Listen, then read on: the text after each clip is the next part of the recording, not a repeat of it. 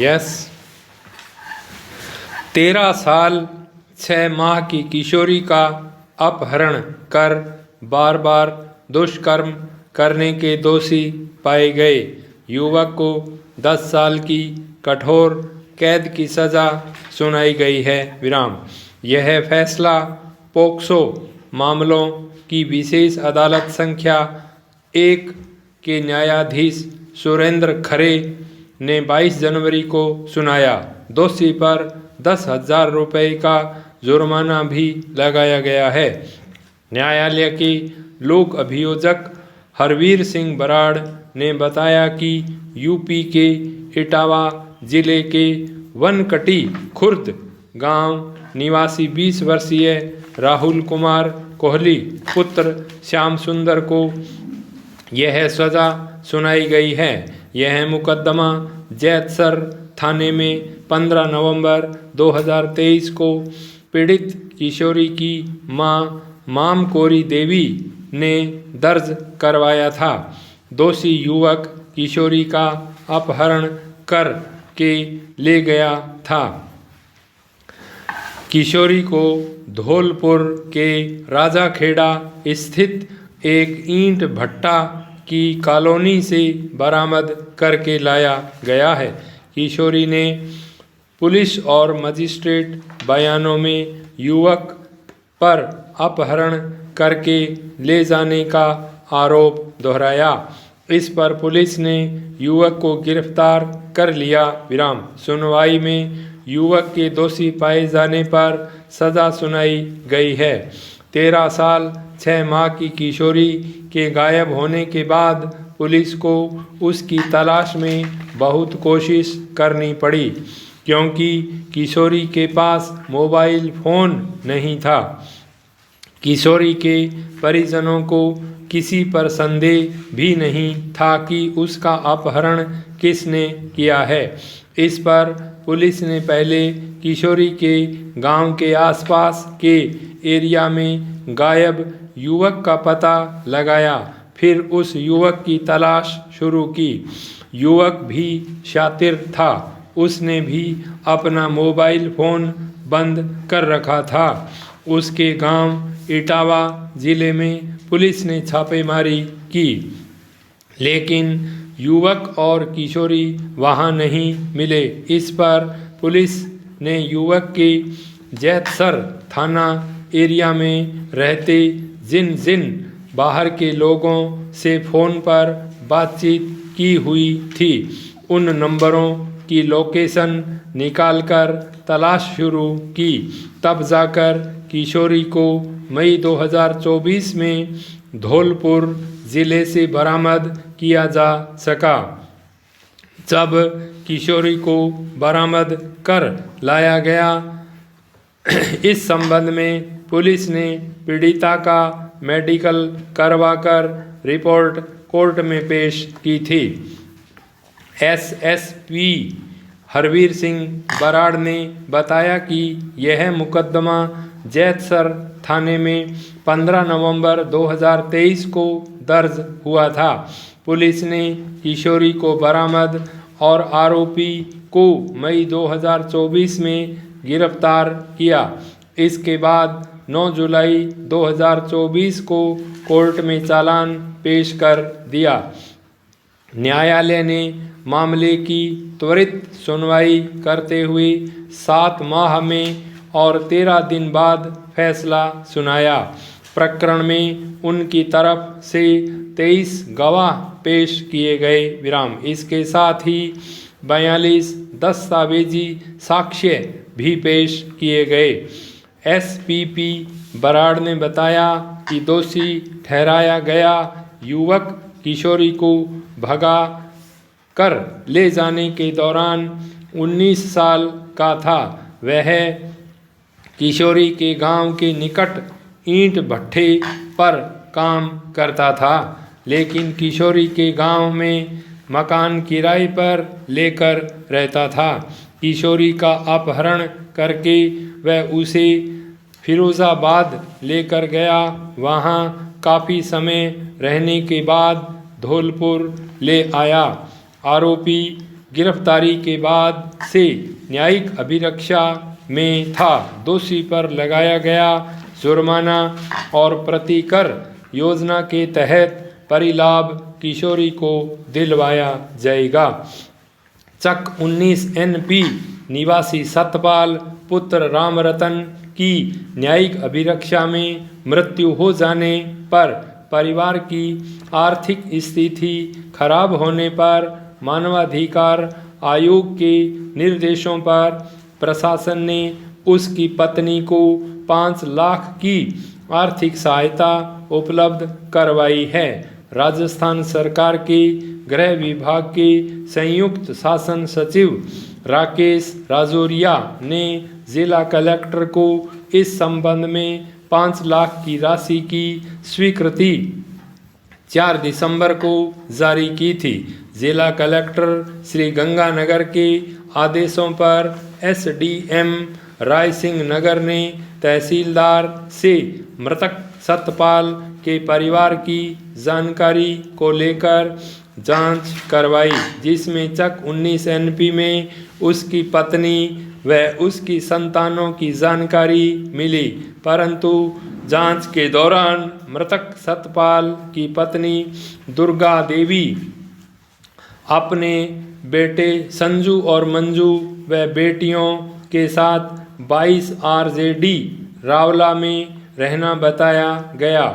SDM ने दुर्गा देवी के bank खाता 111 325 41 631 में 5 लाख की सहायता राशि डलवाई। अपर जिला एवं सत्र न्यायाधीश संख्या 1 डॉक्टर महेंद्र कुमार गोयल ने 16 साल पुराने नाबालिग बालक के अपहरण और फिरौती के मामले में फरार अभियुक्त पंकज उर्फ पिंकू पुत्र किशन लाल निवासी शास्त्री कॉलोनी रायसिंह नगर को दोषी ठहराते हुए आजीवन कठोर कारावास और 1 लाख रुपए जुर्माने की सज़ा सुनाई है। इस मामले में 4 अन्य आरोपियों को पहले ही सज़ा सुनाई जा चुकी है। सभी आरोपी जेल में अपनी सज़ा काट रहे हैं। जानकारी के अनुसार 17 जनवरी 2008 को अनूपगढ़ के सोने चांदी के व्यापारी सुभाष चंद्र सोनी के 9 वर्षीय बेटे ऋषभ का ट्यूशन से घर लौटते समय अपहरण कर लिया गया था। रात 8:15 बजे अज्ञात व्यक्तियों ने फोन कर 2 लाख रुपए की फिरौती मांगी। पुलिस ने 2 दिन बाद ऋषभ को सुरक्षित बरामद किया और 4 आरोपी सुभाष, सीताराम, प्रेम कुमार व राकेश कुमार को गिरफ्तार कर लिया। एक अन्य आरोपी पंकज उर्फ पिंकू मामले का मुख्य आरोपी लंबे समय तक फरार चल रहा था। पंकज पर भी दोषारोपण सिद्ध किया जा चुका था, लेकिन फरार होने के कारण उसका फैसला सुरक्षित रख लिया था। न्यायालय ने पुलिस को फरार दोषी को गिरफ्तार करने के आदेश दिए थे। इसी दौरान पंकज ने न्यायालय में आकर आत्मसमर्पण कर दिया। न्यायालय ने पंकज को न्यायिक अभिरक्षा में भेज दिया था। न्यायाधीश डॉक्टर महेंद्र कुमार गोयल ने आरोपी पंकज को धारा 364A IPC के तहत आजीवन कठोर कारावास की सज़ा सुनाते हुए 1 लाख रुपए का जुर्माना लगाया है तथा जुर्माना नहीं भरने की एवज में 6 माह का अतिरिक्त कारावास भुगतना होगा। धारा 368 IPC के तहत 7 साल का कठोर कारावास तथा 10,000 रुपये का जुर्माना लगाया है तथा जुर्माना नहीं भरने की एवज में 15 दिन का अतिरिक्त साधारण कारावास भुगतना होगा। धारा 342 आईपीसी के तहत 1 वर्ष का कठोर कारावास तथा 1000 रुपये का जुर्माना लगाया है तथा जुर्माना नहीं भरने की एवज में 7 दिन का अतिरिक्त साधारण कारावास भुगतना होगा। धारा 120 बी आईपीसी के तहत आजीवन कठोर कारावास तथा 1 लाख रुपए के जुर्माने की सज़ा तथा जुर्माना नहीं भरने की एवज में 6 माह का अतिरिक्त कारावास आरोपी को भुगतना होगा। एक अन्य मामले में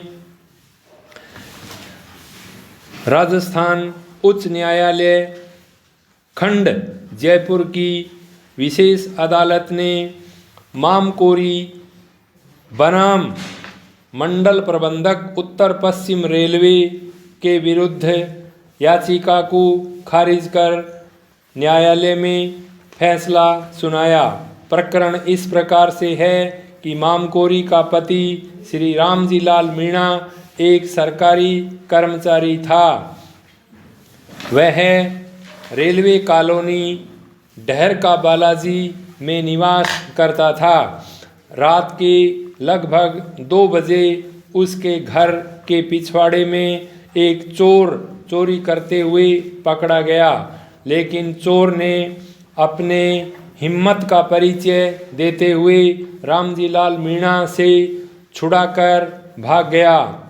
रामजी लाल मीणा उस चोर के पीछे पीछे भाग रहा था और पकड़ने की भरसक कोशिश कर रहा था, लेकिन कुछ ही देर बाद चोर ने रेलवे लाइनों पर भागते हुए रामजी लाल मीणा ने उसका पीछा किया, परंतु यह दुर्भाग्य की विडंबना थी कि रामजी लाल मीणा रेलवे लाइन पर भागते हुए उस चोर का पीछा कर रहा था। उसी दरमियान पीछे से जयपुर बांद्रा टर्मिनल एक्सप्रेस गाड़ी आने के कारण रामजी लाल रेलगाड़ी के इंजन की चपेट में आने से दुर्घटनाग्रस्त हो गया और घटनास्थल पर रामजी लाल मीणा की मृत्यु हो गई। रामजी लाल मीणा की पत्नी श्रीमती निर्मला देवी ने इस आशय की एक FIR डहर का बालाजी रेलवे स्टेशन पर दर्ज करवाई और अतिरिक्त जिला सेशन न्यायाधीश खंड प्रथम की जयपुर की विशेष अदालत ने निर्मला देवी की याचिका का संज्ञान लेते हुए उसे रेल विभाग के मंडल प्रबंधक को ₹25 लाख देने का आदेश सुनाया, परंतु मंडल प्रबंधक उत्तर पश्चिम रेलवे के प्रबंधक महोदय द्वारा इस अपील को राजस्थान उच्च न्यायालय खंडपीठ जयपुर की विशेष अदालत के समक्ष प्रस्तुत की। उच्च न्यायालय के मुख्य न्यायाधीश श्री DR रसगोत्रा ने अपील को स्वीकार करते हुए यह फैसला सुनाया कि रामजी लाल मीणा एक शिक्षित परिवार एवं सरकारी नौकर होने के कारण रेलवे लाइन पर दौड़ने का